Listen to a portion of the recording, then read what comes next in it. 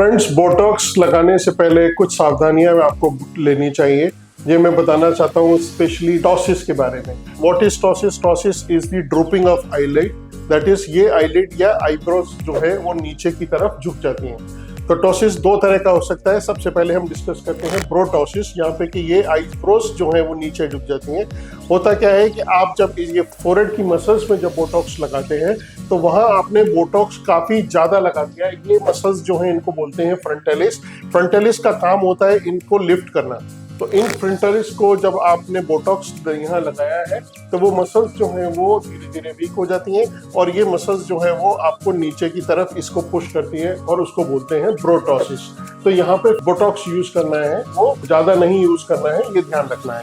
दूसरा होता है हमारा लिड-टॉसिस, जहाँ पे कि इस मसल के अंदर अगर बोटॉक्स की यूनिट्स ज्यादा हो जाए या इस मसल के अंदर अगर बोटॉक्स लगा दिया जाए तो ये लिड-टॉसिस हो जाती है और आईज ओपन होने के बाद पूरी नहीं खुलती है, वो इस तरह से हो जाएगी। This is known as लिड-टॉसिस।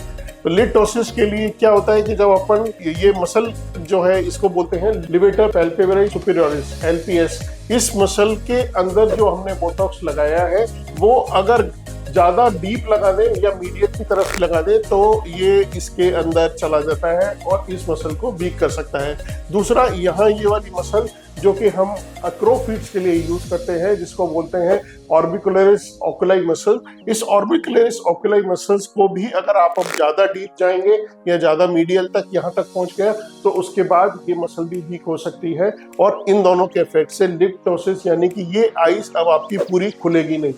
हालांकि ये एक टेम्परेरी कॉम्प्लिकेशन रहता है, 4 से 6 महीने में ये ठीक हो जाता है, लेकिन इस चीजों से आपको बचना चाहिए। इसका एक और कारण होता है कि पेशेंट आपके यहाँ बोटॉक्स करा कर गया और उसके बाद वो इस मसल्स को काफी मसाज किया है, उसने उसको रगड़ा है या वॉश करते समय या अननोइंगली, तो भी वो बोटॉक्स स्पिल होके डिफ्यूज होके इस मसल के अंदर आ सकता है और ये लिड-टॉसिस या ब्रोटॉसिस कॉज कर सकता है।